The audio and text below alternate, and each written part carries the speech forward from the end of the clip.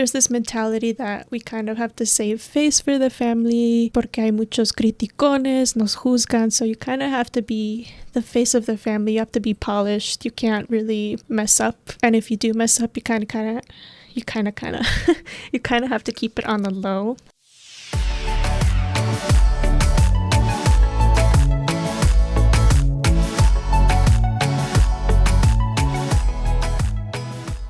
Hi everyone, welcome back to Tell Me Más with me, your host Tina, or how you may know me as Tinapreneur. This podcast is dedicated to all things being Latina and mental health, so bienvenidos if this is your first time listening, and you can find this podcast on Spotify, Apple Podcasts, and find the video version on YouTube. We're always chismeando and always creciendo, so I've been posting new episodes about every other week right now, and I think that schedule is working best for me so far, so we're gonna keep it at that. And it seems like everyone really liked the introverted Latina episode, so if you haven't listened to that one, check it out. I posted a little snippet of it on TikTok and y'all really resonated with it, which made me so happy. I'm so happy many people were seen by it, and it kind of warms my heart knowing that there's so many introverted Latinas out there and that it's not talked about nearly enough. So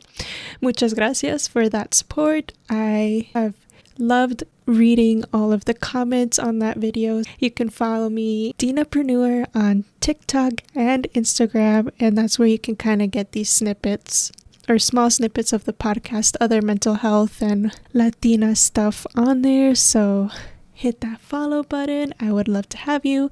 And again, on YouTube, it's Tinapreneur. Don't forget to subscribe. I would love to continue spreading all the goodness, making us feel seen. And yeah, I would appreciate all the support. And from the bottom of my heart, I could not appreciate y'all anymore. So muchas gracias. Let me stop blabbing here. Today's episode is all about being the oldest Latina daughter. So tell me más about being the oldest first-gen Latina daughter. And if you know, you know. It's definitely such a whirlwind being a first-born Latina daughter. It's a lot, so we're gonna deep dive into it, into my experiences, and you may or may not resonate to my experience, but I think a lot of us go through the things I'm going to talk about either very similarly or a little bit different, but let me know, and I really do hope you enjoy this episode. But let's get to it. Being the oldest Latina daughter definitely has this trope to it. I feel like there's a lot of TikToks and stereotypes out there that kind of make fun of being the oldest Latina daughter, and it's all fun and games, but we laugh because, you know, it's not funny, but it is funny. It's just kind of helping us cope through the trauma that comes with it and the difficulties that it comes with. So I think one of the bigger stereotypes is that we're supposed to stay at home and take care of our siblings, that we're not really allowed to go out, that we have to live at home until we're married, we have to take care of our parents, and those are just a few things. I think there's a lot more to it, and we're going to try to deep dive and have a conversation about it as much as possible. And I really just want this to be a conversation. Again, your experience might be different or very similar, and feel free to share your experience in the comments of the TikTok or Instagram videos. I really like to hear about y'all's experiences because this is what the podcast is all about, is having that conversation. And I think this is something that's starting to be more discussed, and I love to see that. But as much as we like to poke fun of our trauma, I think it's also good to take a look at it seriously and see where it stems from. What can we do to kind of grow from it, to move past it, and to not let us hold us back, because there's a lot of there's a lot of negative impacts that being the oldest Latina daughter can have. I mean, there's also positives too, but I think we're gonna mostly touch on what can be seen as negative. So let's get into these traditional expectations. Like, what is the first thing that you think of when you think of being the firstborn Latina daughter? ¿Qué es lo que se te viene a la mente primero? For me, it's not being able to go out with my friends as much growing up, being fed this idea that we're kind of meant to be a role model, not to just our younger siblings, but pretty much our whole extended family, just because there's this mentality that we kind of have to save face for the family porque hay muchos criticones, nos juzgan, so you kind of have to be the face of the family. You have to be polished. You can't really mess up, and if you do mess up, you kind of have to keep it on the low. I think too, just being in charge at a young age, again, not just taking care of our siblings, but oftentimes we have to be the translator of our family and know how to do all these things, and it can get overwhelming. So let's just go one by one and talk about them more in depth. Okay, so let's go through being the caretaker and the role model. So oftentimes, aside from taking care of our younger primos and hermanos, hermanas, literally everyone, like I was saying, we're seen as this role model. We have to set un buen ejemplo para nuestros hermanitos y para el resto de la familia, just so our family can be seen as, how do I explain it, like as a good example to our other extended family. And it kind of leads to this like over comparison of eldest daughters throughout the family. Oh, ya ves, por eso no quería que te juntaras con ellos, ibas a salir embarazada, and all these other things that we're constantly judging our extended family for. So there's so much pressure to be perfect all the time. Can't make mistakes, you can't get pregnant, but at the same time they also want you to get married, right? There's just so much to be a role model for. And on top of all that, we have to learn all the household chores, we have to help with homework. That's where we kind of turn into this kind of therapist almost, but I'll touch on that more in depth here in just a bit. Yeah, caretaker, role model, that's kind of what I see it as. We're always helping, we're always assisting, we can't make mistakes, and tenemos que ser perfectas. And it's just tiring. Not only do we represent ourselves, but we tend to represent the whole family. And like, girl, I'm only 13 and you expect me to act like perfect and get good grades and also help with the chores and with the homework and can't make mistakes. But yeah, we're expected to just be the whole face of the family. Chill. I always think of that of that meme that goes, "Daddy, chill." Like that's just was my reaction growing up. Like, can we chill? Because not only do I not give two craps about what my extended family thinks, but this kind of led to me developing anxiety. So and this kind of leads into the next thing, constantly having to make sacrifices and not feeling bad about it, and feeling like, oh, you have to do it for your family. Lo tienes que hacer para la familia. Todo es para la familia. You want to go on this trip? Well, that's too bad. You have to be home to take care of your siblings. Or a big sacrifice I made too is not moving out of state for college, just because, I mean, at the end of the day, I did want to save money, but deep down, I did want to move out of state for college and kind of get that experience. But there was like this guilt in the back of my head just saying like, no, stay back, your family needs you. Who's gonna help them with this? If your mom can't do it, they're gonna feel sad that you're not around. That kind of did impact my decision there, and ultimately I did make that sacrifice of not applying to out-of-state schools because I didn't want to leave my family behind. And I think, yeah, that's one of the few examples I can think of. But yeah, we're constantly having to make sacrifices and put our family before us. And again, that kind of sets us up for failure in the future and setting up boundaries with your family. So, and I think this is also outside of other cultures, but this just has to do with being the oldest. But I think it's especially in Latino cultures, having this sense of maturity at a really young age. And there's a lot of factors that play into this, but I've been told growing up all the time, oh, you're so mature for your age, act so wise for your age. And it's honestly because I didn't have a choice. I had to learn all these things when I was young, whether it's dealing with immigration processes, knowing what the heck a bank statement is at the age of 8. And I think it also has to do with a lot of trauma that I went through as a young kid that led to me having this maturity. But overall, I think a lot of Latinas are seen as mature for their age just because they're kind of subconsciously, and just by hearing your family talk about it, you're kind of expected to, that's the word, be that role model and to be in charge and to take charge when things go bad. So it just forces you into being more mature, being more independent. And I think that's a sentiment that a lot of first generation just people in general feel too.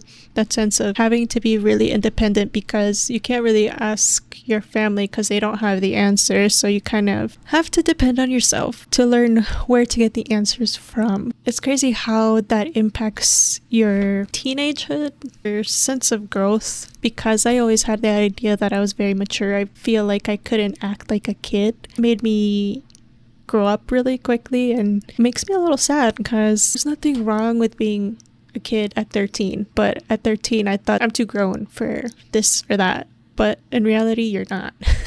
You're still a kid. And I think having to take on such a large role sometimes in the family, I think one of the biggest roles that being the oldest Latina daughter has kind of still makes me anxious to this day. Being the one in charge of preserving our culture, and this is especially true for first gen Latinas. So if you're not learning about the traditions, the recipes, how your culture does things, then how is it going to get preserved? That's such a big role. Especially in my family, they're constantly asking me like, oh, when are you going to learn this recipe? Or when are you going to go back to Mexico? Or when are you going to do this and that to preserve our culture? I think there's also this big emphasis on language, and tienes que hablar español. Aquí en la casa se habla español. Nada más. And we would get in trouble for not speaking Spanish at home. And that's why I became pretty good at Spanish. But yeah, there's just this so much emphasis on preserving our culture, because si tú no lo haces, ¿quién lo va a hacer? Your brother's not going to do it. Your cousin's not going to do it. So I have to be the one to learn all the traditions, learn all the recipes, and learn the language very well so we can preserve that and keep all the relationships with our family back in Mexico at some point. And that's a lot. like that still overwhelms me because I have such a love for being Mexicana and wanting to keep that culture in my family, especially once I lose my grandparents and my mom. It kind of does fall on you, but it almost feels like it's only on the oldest daughter. Not as much emphasis is put on the brothers or the younger siblings, because I feel like instead of making it such a solo effort, it should be a group effort, a collective effort to really preserve nuestra cultura and to pass it down to our children if we decide to have children. But yeah, this is one of the biggest pressures that I still face to this day, just because I care so much about it. Like I was saying, it should be a much more collective effort than it is. Hopefully that changes with time, because I can't be the only one learning how to make tamales. Another role that we play is being that strength for the family, the unity, the sense of unity. This is where I'm going to touch into that therapist role. I've oftentimes felt like the therapist for the family. A lot of my family members count on me to listen to them about problems that they're facing with each other, and this was something I did for a very young age, and maybe it's what led me to study psychology and almost becoming a therapist. But this is super random, but I think there's this kind of stereotype that a lot of firstborn immigrant daughters turn into this helper role, whether it's becoming a teacher or a therapist, and I just find that so hilarious because it's so freaking true. But anyways, yeah, I was that ear for my family, and you may relate where you're kind of that ear for your family as well, because, and this kind of dives into not having either the access for mental health resources in our family, or them seeing it as like, oh, going to therapy is solo para locos, whatever, which I totally disagree with, and it needs to change. But sometimes that leads to family members kind of counting on you, the oldest daughter, to hear them out, which, you know, I don't mind doing sometimes, but having to hear these problems from such a young age, it was not healthy. And aside from that, you're kind of meant to be this sign of strength. Everything's gonna be okay. Or nada, no va a pasar nada. Like, everyone kind of turns and looks at me. Do you think something bad's gonna happen? And I'm like, no va a pasar nada. You have to show, kind of mask your insecurities, your fear, your your nervousness into, you know, just everything's okay, you know, I'll figure it out. That's very tiring, because I feel like people are very, or my family can be very dependent on that. And once I think something's gone to shit, then they're gonna think everything went to shit, when that's not necessarily true. It kind of reminds me of that SpongeBob meme where he has all the SpongeBobs in his head just running around and everything's on fire. I'll put it in here if I can find it. That's literally what it reminds me of, when like the one last SpongeBob is like, you know, starts freaking out, so that all the rest of them start freaking out. That's kind of how it feels like. Like, I have to be the sense of strength and positivity, and it led me to not want to be very vulnerable, because if I feel sad, then they're gonna feel sad, and I don't want that.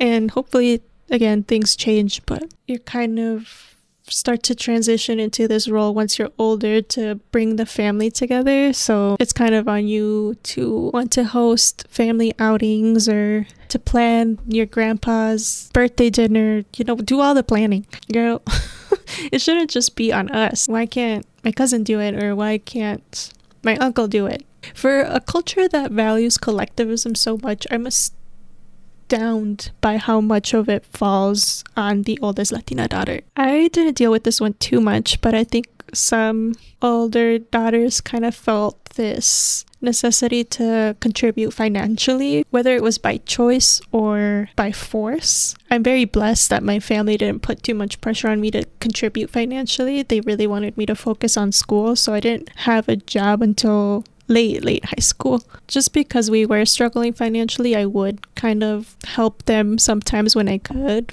or I would I guess one of the biggest ways I contributed financially was to work extremely hard to get scholarships for college, because I did not want them to pay for my schooling. Even if I did have to take out loans, they were going to be on me. I did not want my mom to pay for anything. But there are a lot of older daughters that contributed financially. So, and I know from other older daughters that I've talked to, the way they tell their experience, I can feel how hard that must be. So yeah, that's also another role that a lot of us play. And then the last role that we all know too well, that starts with this question: ¿Pero cuándo te vas a casar?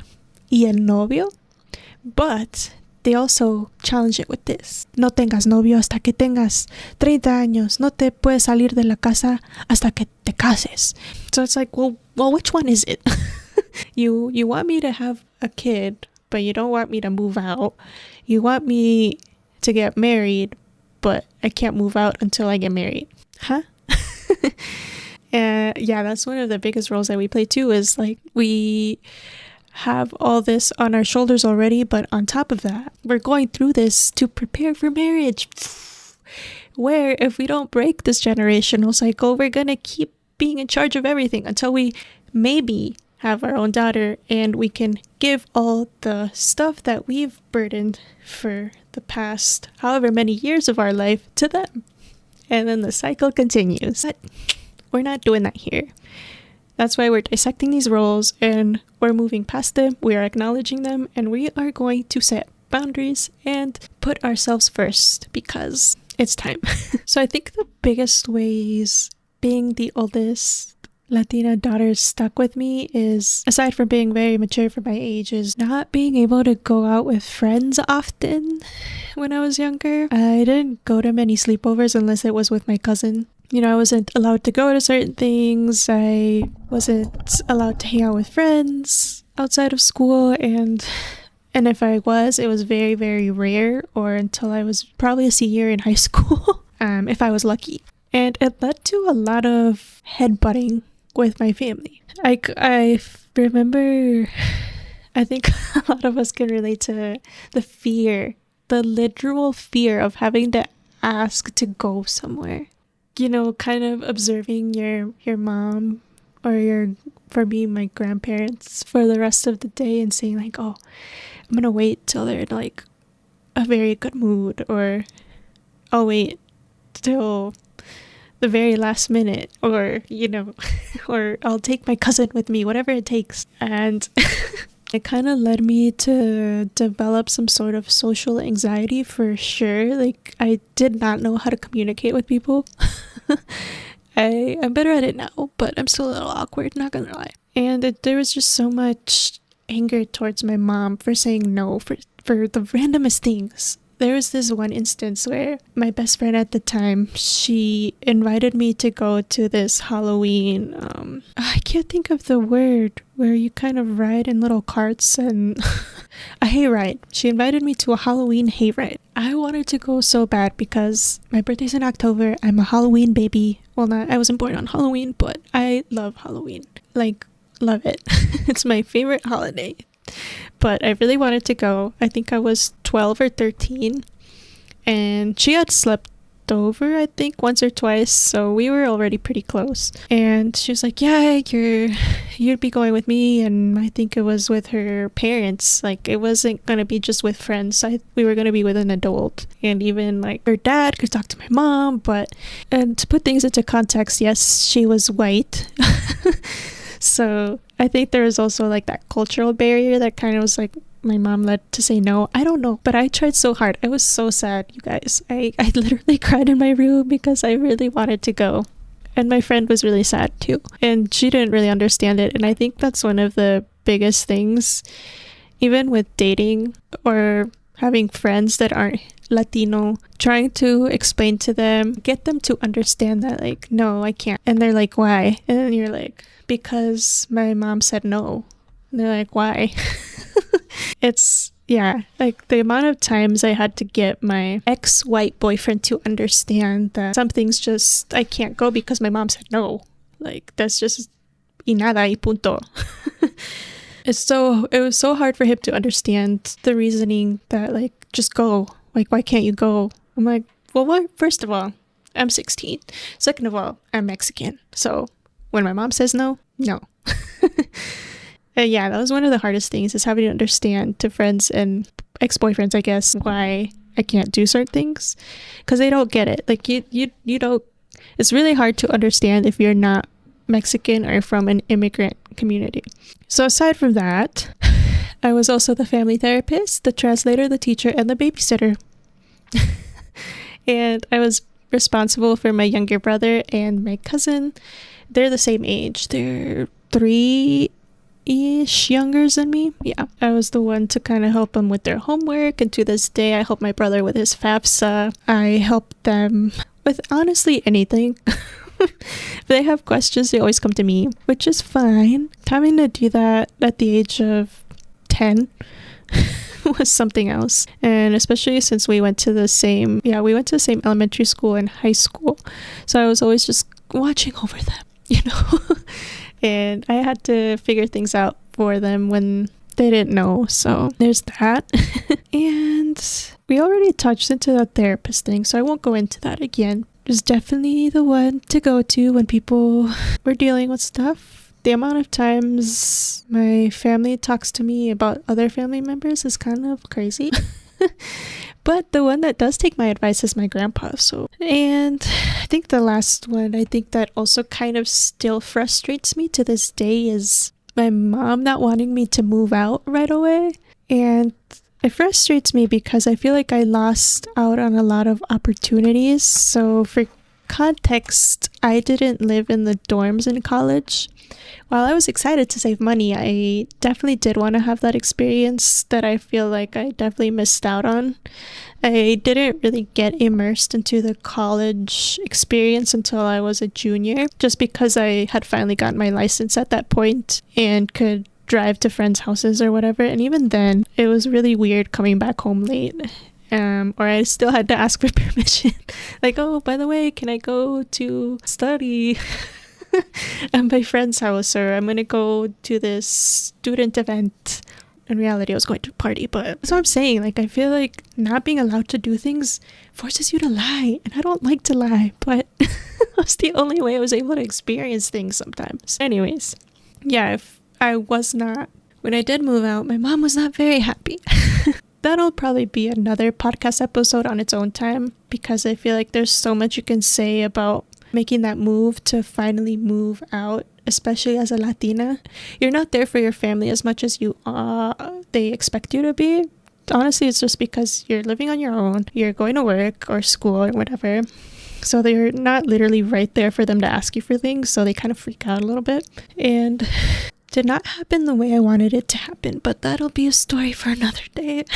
Another thing that was really hard, I feel like because we are living in a different culture than our parents, grew up in, it was very hard for them to understand why we wanted to do certain things, like go to prom and come back home a little bit later, or, go out with our friends and stuff like that. I think it's hard for them to understand. Looking back at it now, I am more understanding and empathetic to that situation, because they weren't born here, so they don't trust this country. And honestly, I don't trust it right now either, but back then, you just wanted to experience life, experience American culture. And, that didn't mean that I didn't want to be any less Latina or any less Mexican. I just wanted to experience what my friends were experiencing, because, a lot of them were white and they were out doing things, and I wanted to do those things too because they sounded fun. But to my family, they're like, nah, that's dangerous, or nah, I don't know where you're going to be, or nah, no sé con quién vas a estar, y a dónde, a qué horas vas a regresar, y all these questions that are fair questions, but when I give them the answers, they still say no. So it's like, it's really their own fear and not understanding the culture and the country and your surroundings. But what's so interesting though is my boyfriend is Latino. He's Venezuelan. Obviously, he's a guy. And when we kind of compare our upbringings, his mom let him do a lot more things than my mom would. I asked him, I'm like, do you think that comes down to you being a guy? And he's like, probably. So, and his mom is pretty strict in a religious sort of way. So I would find it super interesting to see how it would have been if he had been a girl.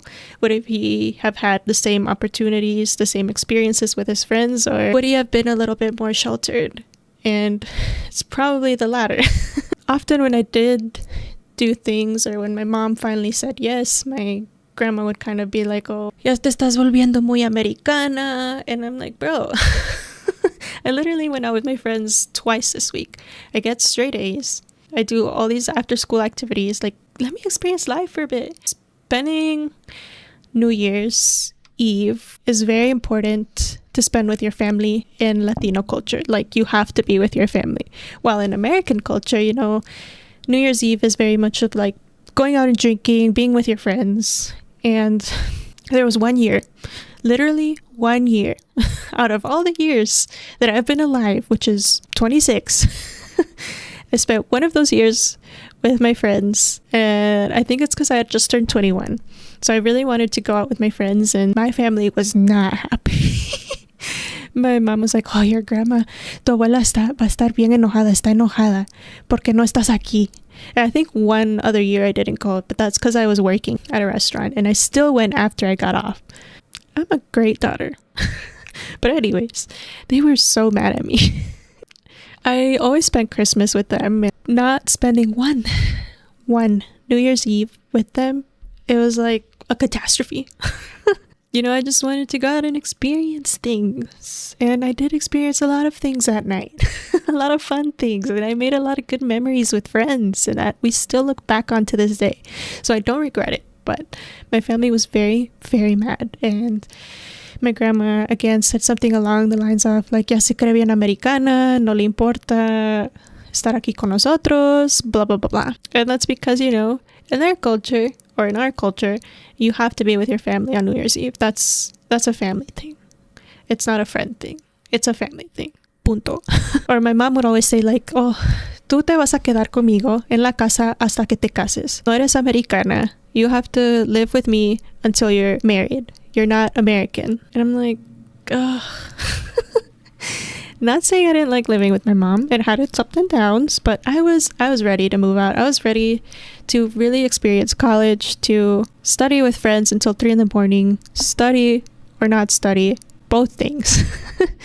And I'm so happy that I did, because I did experience these American things, but it's so hard. It was so hard trying to get them to understand that just because I want to do these quote unquote American things does not mean that I'm going to love my culture any less. And I think they're starting to see that now, especially since, I don't live with them. I'm not married. And I live with my boyfriend. But I know that I love being Latina. I love being Mexicana. But growing up, it was like, no, you can't do these things because you're not American. You're Mexican. So sorry. I'm like, okay. But, we do live in not Mexico. And I think they will never really understand the complexity of being a different culture and living in like a different cultural majority, being Mexican, being first gen, and being Mexican in the United States. There's so much complexities there, and it just really comes down to that fear of losing, their culture, and you being too ingrained into American culture. And I totally understand that fear. So it's their first time dealing with that. It's your first time dealing with that. So you're both butting heads constantly. So I remember just having so many conversations with my family like, no me creo muy americana. Do you not see how much I love my culture? And just constantly having to prove to them that no, that's not the case. And hopefully they believe me now. But growing up, it was such a hassle. And I think that's why it was so hard to express who I was and express my independence, but also respect, our culture. It's so hard. It was so hard. I think this day I do it a lot better. I think because I've kind of grown out of that going out phase. I spend quality time with my family a lot more than I used to, just because I miss them. I think how I got to that point is really just challenging their way of thinking. I know that's like a lot easier said than done, because I know how it is to talk with a very close-minded Latina mom. It's very, very difficult. But I honestly just had to do it and not care what they thought. And honestly, this was once I was older and had more autonomy. But I think it's really having that conversation and, but also balancing it with, yeah, I am still going to spend time with you. I'm still going to go, for example, to church with you, or I'm still going to be at family holidays with you. I'm still going to express my hobbies and do what I want to do, but also meet you where I can meet you, helping you. Still here to translate stuff for you. I'm still here to give you advice when I have the mental capacity for it. Yeah, I'm still here for you, and really owning in on that, because expressing your individuality is so important too. So don't get lost in having to sacrifice it all the time for your family. I think I did that a lot growing up, but now I feel like I'm a lot more assertive and a lot more comfortable saying no, and a lot more being like, no, I'm gonna do this because this is what caters to my soul, and they might not understand it, and they don't have to understand it. You just have to tell them if they need to be told. And having that open line of communication, I think, is number one. But again, easier said than done. So good luck. Another interesting point is being the oldest daughter, and having to take on all these roles at such a young age puts the relationship with you and your mom or whoever raised you in such an interesting position.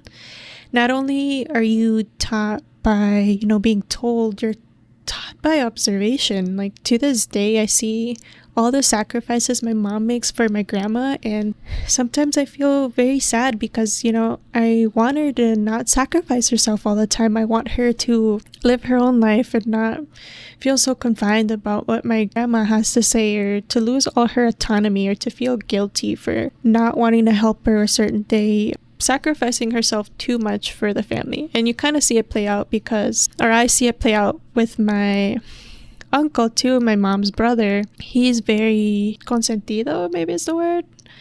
But I'm trying to say that he doesn't deal with as much pressure as my mom does. My mom is responsible for the whole family thing again, learning the traditions, traditions, blah blah blah, the recipes. She's not doing so great. She's not a great cook. Sorry, mom. But learning how to do things, being responsible for the relationships back in Mexico, stuff like that. Whereas my uncle doesn't do any of that stuff, and it pisses me off because he's just as much part of the family than as my mom is. So I see all the stress that my mom goes through, and that's really where I decided that, okay, I'm not gonna do that when I'm older. I love my mom, but I'm going to set boundaries. That does not mean I don't want to help her. That does not mean I'm going to put her in a nursing home.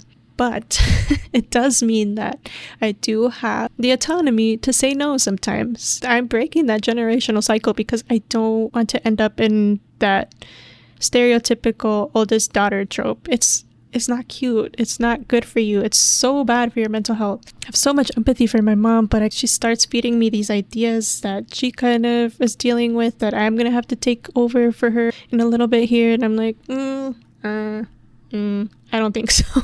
But yeah, and then the older you get, the more dependent they become, because I feel like I started to set those boundaries. It didn't get as bad as I thought it would. And I think it did help, having my own space and my own things. And sometimes I feel bad because my mom's not able to break out of that cycle. And I try not to feel responsible for that. But hopefully one day she starts to feel more comfortable saying no. That's all I really wish for her. And that was the biggest lesson I've gotten from her so far, is the negative impacts that, being the oldest daughter has on our culture. Is I'm seeing it clearly play out before my eyes, and it makes me really sad. But that kind of leads me to my next point, is the importance of setting those boundaries. Like, that is my number one tip, is you have to set as much boundaries as you can. And aside from that, not feel guilty about it. I would feel so guilty setting some boundaries, but I'm starting to feel less and less guilty every day, because I do see the positive impact that it has made in my life is by setting those boundaries. Those first couple of boundaries are going to be so difficult. I'm telling you now.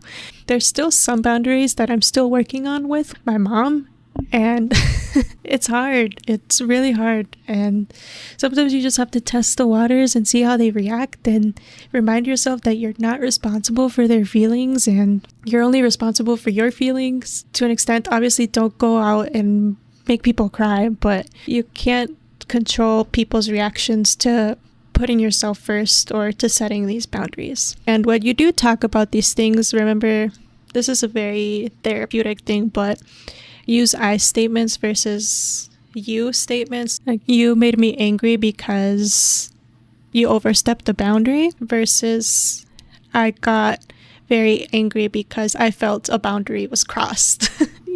So it kind of shifts that perspective more on you versus them. And I think that's very, very helpful, especially if you have a parent that tends to shift the blame on themselves very quickly. It's very helpful to use those I statements. And I think lastly is to really remind yourself that a lot of it is cultural. Like, don't blame yourself for them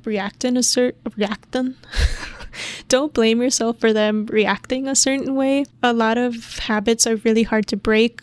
A lot of stuff is cultural. That's all they kind of grew to know. And even if they've been here for 20 plus years, the way that they grew up in Mexico is still going to be the way. It was so hard for them to leave their home to come to this country that, they don't want to lose those traditions. They don't want to lose those values. And that's why they work so hard to enforce them on you. And just see it from their perspective sometimes. And I think that's been really helpful for me. Like, I would probably do something similar if I had to immigrate from a different country to this whole new country where the culture is completely different from my own. So yeah, try to take in that perspective sometimes too, but at the same time, don't let things slide because of it, if that makes sense. It should inspire inspire you to set healthy boundaries, but it should not allow them to slip things under the rug. All these roles kind of also play as stereotypes. So the ones we talked about at the beginning of the episode, being la responsable, so being responsible for everything in the family, the chores, the siblings, and oftentimes being responsible is a good thing. Like, it's not a bad quality to have, but it can really limit your personal growth just because you're so focused on being responsible for everything. You're like, oh yeah, I'm so responsible, but then you realize, like, shit, I have not learned anything about myself because I've been so busy helping my family. And another stereotype is, being submissive, and this one was hard for me to break.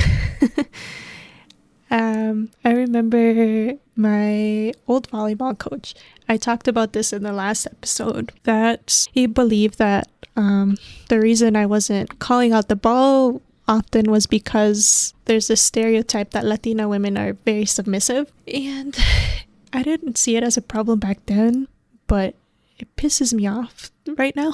Like, why did you say that to, I was 15 or 14 at the time? Like, why are you saying that to a 15-year-old? Why couldn't you just said that, oh, please be more assertive so people know that you're getting the ball? And yeah, that's a very big stereotype. I think a lot of Latinos too, think like, oh, the woman has to be submissive to her partner, all that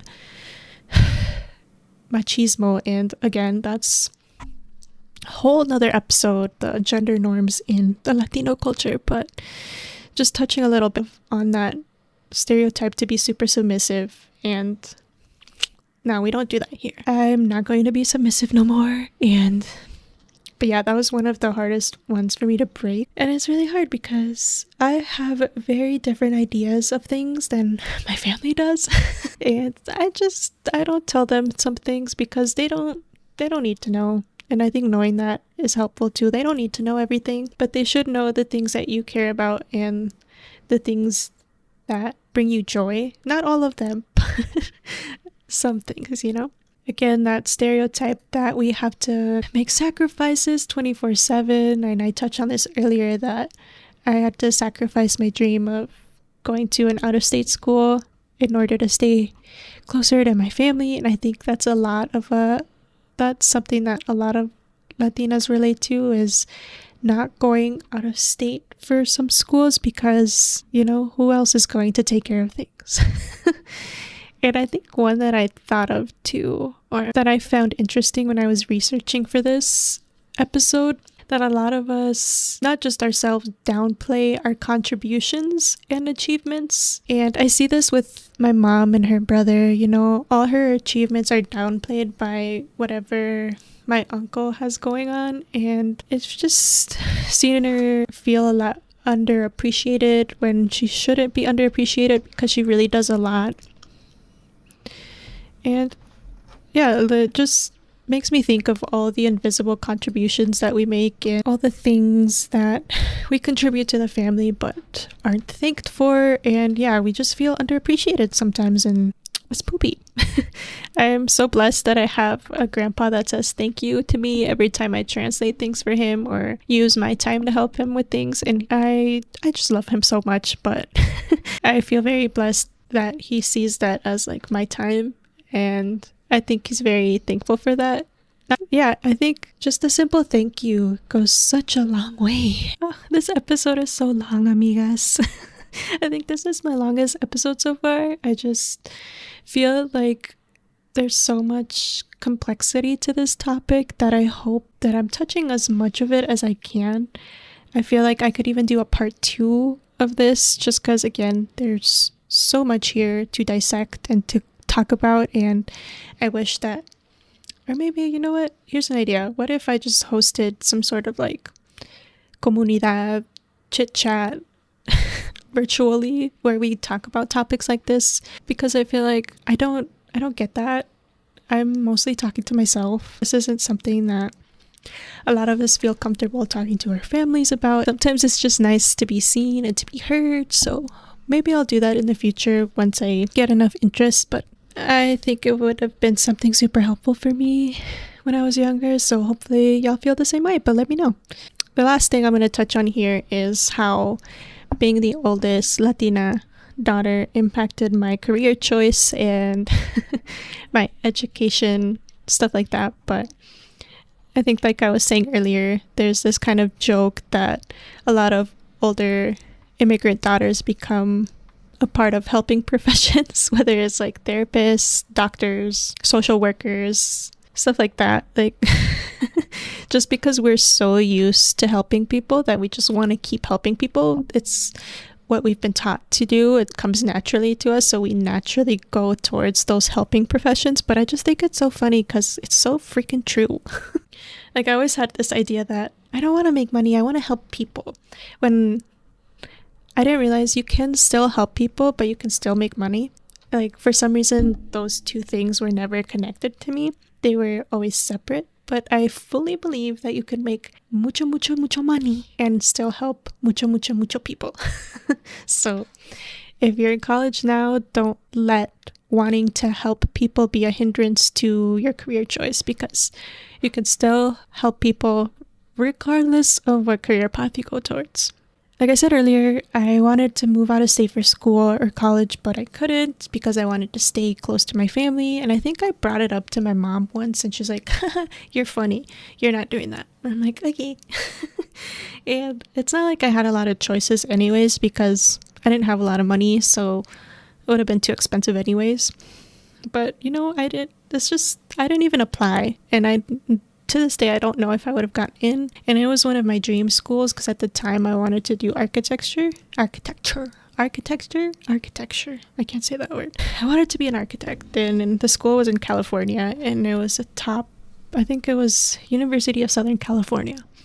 But I didn't go because I was too, I think I self-sabotaged and I was like, yeah, no, I'm not going to apply because I have to be here for my family, which I did. But and I feel like there's also this thing of like, dream big but not too big, or within certain limits. Like, dream big enough to make money, but don't let the dream be too big where it seems impossible.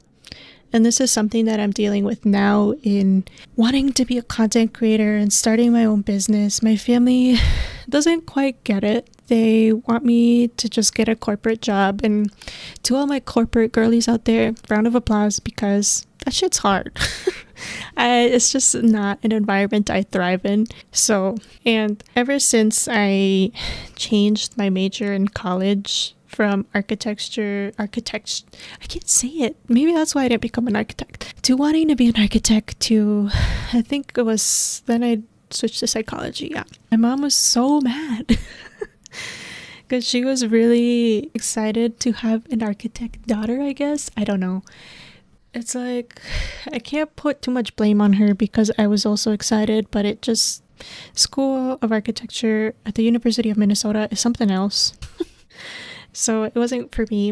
I wrote this poem earlier, or this set of words, where I kind of talked about how our shared American dream kind of vanished. My family and I both hoped that once I graduated college, being the first to graduate college in my family, I was kind of the stepping stone to our family being out of low income, me making a lot of money, never having to live paycheck to paycheck.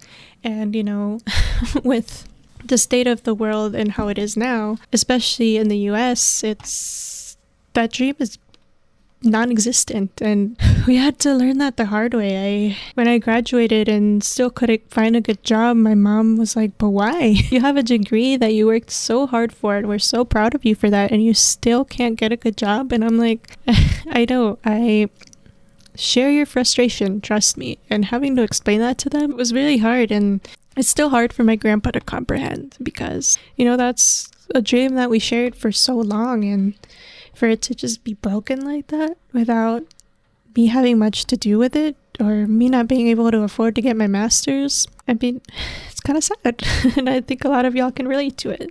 But yeah, going back to the dream big but within certain limits, they don't really understand what I'm doing now. They don't understand the whole content creation thing, and this is something I've dreamed of for a very long time, ever since YouTube early days. But had the right camera equipment to start making videos. I wasn't ever confident enough, but now I am. And I'm following that dream, and they don't quite understand it because to them it seems almost impossible, but I don't care. I think it's something that I want to work hard towards and that I'm passionate about. And I think if that's how you feel about a certain dream and your parents don't understand it, they don't have to understand it. As long as you're happy doing it and you are working hard towards it, that is all that matters. My mouth is tired. I don't talk this much that often. That's all I really have to say for now about this topic. It's just there's so much to it. Like I was saying, there's just a lot that I can go into here. And I'm just going to kind of recap everything we talked about. We really kind of defined all those different roles we hold as a Latina daughter, our older daughter. And I know there's some middle daughters and younger daughters that take this role, but in general, it is the oldest Latina daughters that do play these roles. Being the caretaker, having to make all the sacrifices, having to learn all the traditions, etc., etc. Then we kind of talked about, balancing our family's culture with wanting to explore the American culture and learn more about our individuality. And then we talked about how being the oldest Latina daughter kind of impacts our relationship with our family, especially our moms or our main caregiver, and how to break all these stereotypes and the negative impacts that these stereotypes and roles can have for mental health and just in general, and how being the oldest Latina daughter can impact your career choices and your education. There's just so much more that I can do in this topic, so if you do watch the YouTube video, please share some experiences that you have, or what was it like for you growing up as the oldest Latina daughter, or if you weren't the oldest, what did you relate to? What roles did you play in your family that really impacted who you are today? Because it really does, like, holding all these roles and being expected to be happy doing it, sometimes it's a lot. So pat yourself on the back for continuing to take these roles and for navigating these different roles, and because it's a lot. So I see all the effort and hard work that you put towards loving your family, but also balancing what you have going on. I see you, I hear you, I feel you, and I am here for you if you ever want to keep talking about all this stuff, because like I said, it's a lot. So, pero no estás sola. You are seen. I just really want to emphasize that because this is starting to be talked about more, but not nearly as enough as it should be. So I see you, I hear you, I feel you. Just want to reiterate that. And let me know if you have any other suggestions for topics that you want to hear more about, or any guests that you might want to see, whether you yourself want to be a guest or you have a recommendation. I would love to hear it, because again, this is not about me. It's about building this strong, big chingona community. So, and before we go, please remember to subscribe to the YouTube channel at The Entrepreneur, and to like, comment, and share this video with anyone you think would benefit from this conversation, and to follow/like the podcast on Spotify and Apple Podcast. Pero muchas gracias for listening. Nos vemos en la próxima. Los amo. See you next time. Bye.